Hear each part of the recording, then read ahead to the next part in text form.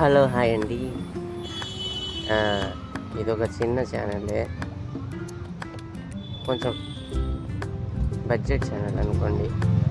ఈరోజు నేను news paper చదువుతా ఉన్నానా, అప్పుడు సడన్గా దొంగ బాబాల గురించి న్యూస్ చూశాను.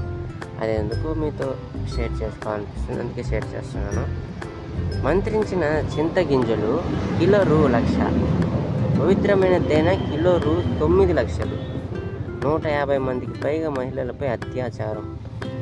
మహారాష్ట్రలో దొంగస్వామి అశోక్ కారత్ దారుణాలు బయటపడిన వీడియోలు. నిందితుడు అరెస్టు, 2 వారాలుగా జైల్లో. నాసిక్లో జరిగిందట. అది ఏప్రిల్ 3. అతడు దొంగస్వామి, పేరు అశోక్ కారత్. జ్యోతిష్యం చెబుతానని నమ్మబలికి భక్తులతో పూజలు చేయిస్తాడు. పనికిరాని చింత గింజలను మంత్రించిన రాళ్ళు అంటూ కిలోకు ₹1,00,000 చొప్పున అమ్ముతాడు. పవిత్రమైన తేనె అని చెప్పి మామూలు తేనెనే కిలోకు ₹9,00,000కు అమ్ముతాడు. అంతేకాదు, కుటుంబ సమస్యల పరిష్కారం వస్తారు కదా, పరిష్కారం కోసం వచ్చేవాళ్ళు కోసం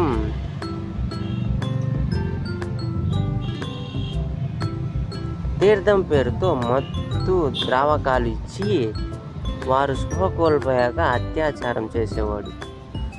సంతానం కలగడం లేదని వచ్చిన మహిళల్ని తానే దేవుని అవతారం అంటూ రేప్ చేసేవాడు. మహారాష్ట్రలో కెప్టెన్ బాబాగా పేరొందిన ఈ దొంగస్వామి అక్రమాలు ప్రకంపనలు సృష్టిస్తున్నాయి. ఆయనతో ఉన్న సంబంధాల కారణంగా ఆ రాష్ట్ర మహిళా కమిషన్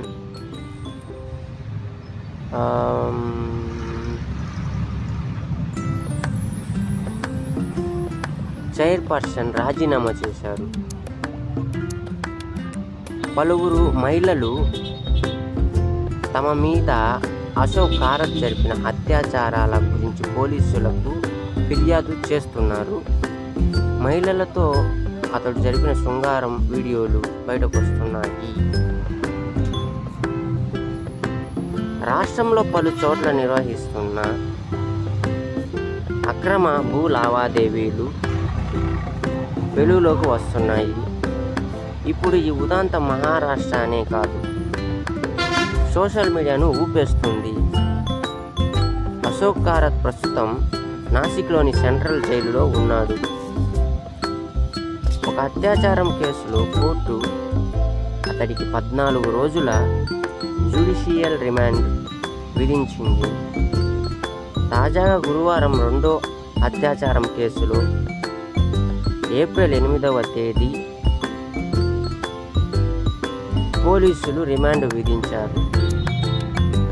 రాష్ట్ర వ్యాప్తంగా పలు చోట్ల పోలీస్ స్టేషన్లో 8 రేప్ కేసులు, 2 చీటింగ్ కేసులు నమోదయ్యాయి. ఫోనులో 100కు పైగా ఫిర్యాదులు వచ్చినట్లు ఈ వ్యవహారంపై దర్యాప్తునకు ఏర్పడిన సిట్ అధికారులు వెల్లడించారు.